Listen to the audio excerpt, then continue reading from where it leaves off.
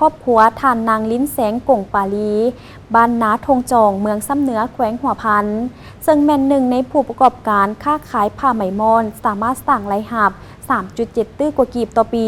เฮ็ดให้ชีวิตการเป็นอยู่ของครอบครัวดีขึ้นเทอละก้าว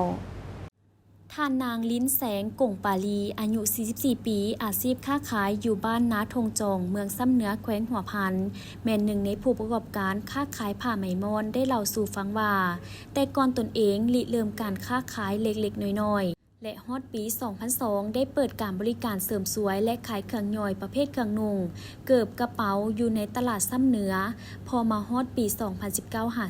2020 ได้มีความคิดอยากเฮ็ดกิจกรรมตำหูกท่อใหม่เพราะว่าตนเองก็มักหักด้านนี้มาแต่อย่างน้อยเลยตัดสินใจเฮ็ดกิจกรรมดังกล่าวนี้ขึ้นซึ่งได้มีต้นทุนจำนวนหนึ่งของครอบครัวหามาได้จากการอดออมเก็บทอนจากการค้าขายในระยะผ่านมาเบื้องต้นแมนได้ปล่อยหูกให้เอ้ยน้องแม่หญิงอยู่บ้านงิ้วเมืองซ้ำเหนือแขวงหัวพันได้ต่ำ15 กีโดยใช้ทุนประมาณ60 ล้านกีบผ่านการทดลองในระยะ2-3 เดือนเห็นว่ากิจกรรมดังกล่าวดำเนินไปได้ดีจึงได้ขยายกีออกตืมพอสินที่ตำได้มานั้นแต่ละผืนล้วนแต่มีความโดดเด่นการตำก็แน่นหนาดีสีสันลวดลายกลมกลืนไผที่เห็นก็ย่องวางงามลายสร้างออกแบบสร้างประกอบสีสินไหมสินมีความโดดเด่นงดงามด้วยแห้งบันดาลใจกำลังใจดังกล่าวนี้จึงเฮ็ดให้ตนเองขยายกีตำหูกออกไปสู่เขตบ้านหัวเสียงเขต4บ้านเมืองแวนและบ้านอ้อมข้างเทศบาลตัวเมืองซ้ำเหนือมาฮอดต้นปี 2021 ได้ขยายการตำหูกออกไปบรรดาเมืองเซนเมืองหัวเมืองเมืองเฮียมเมืองซบเบาเมืองเวียงไซและเมืองกวนมาฮอดปัจจุบันมีกีตำหูกสินทั้งหมด284กีตำแพเบียง38กีใน1เดือนสามารถผลิตสินได้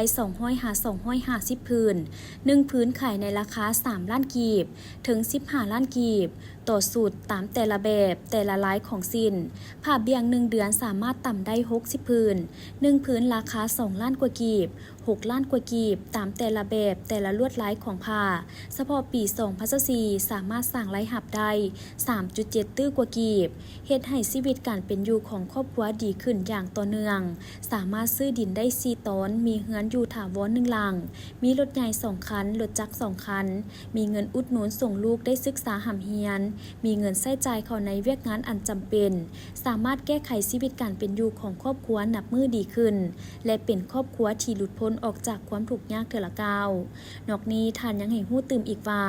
ในต่อหน้าจะสืบต่อขยายกิจการการตำหูกนี้ให้กว้างขวางออกตื่มเป็นต้นแมนการตำสินไหมมอนตำแพ้ไหมมอนตำผ้าเบียงตำผักขันเซิงหากสามมาตรฐานเข้าในการผลิตให้ได้คุณภาพเพื่อตอบสนองตามความเรียกร้องต้องการของลูกค้าและสังคม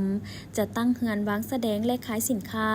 ให้แขกเข้ามาเที่ยวชมอุดหนุนได้สะดวกสบายในการเลือกเบิงเลือกซื้อในปัจจุบันสินและแพ้เบียงที่ตำได้แม่นขายอยู่เฮือนที่บ้านนาทงจองเมืองซ้ำเหนือแขวงหัวพันการขายแม่นขายยกขายย่อยให้แม่ค้าภายในแขวงต่างแขวงและต่างประเทศขายทางอินเทอร์เน็ตโพสต์ขายตาม Facebook WhatsApp โดยการฝากขนส่งสาขาต่างๆ